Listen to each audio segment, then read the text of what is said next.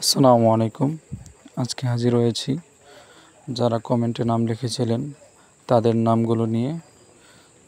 তো প্রথমে নাম লিখতেছি, উনি কমেন্ট করেছেন পারিজা, এরপরে জামিলা।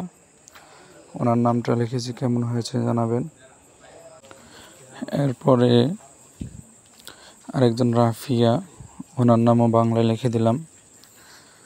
তো আপনারাও যারা এখনও নাম লেখান নাই কমেন্টে নামটি লিখে দিয়ে যাবেন। আরেকজন সাউদা, ওনার নামটিও লিখলাম, কেমন হলো জানাবেন।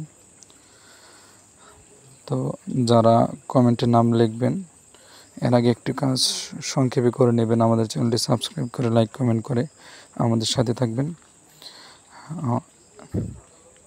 আর আমাদের ভিডিওগুলো বেশি বেশি দেখার অনুরোধ রইল। তো দেখতে থাকুন আমরা কার কার নাম লিখতেছি। আগামী টার্গেট আপনার নামটা যেন আমরা ভিডিওর মধ্যে দিতে পারি। আপনার একটু কমেন্ট আমাদের উৎসাহের কারণ হতে পারে। এতক্ষণ সাথে থাকার জন্য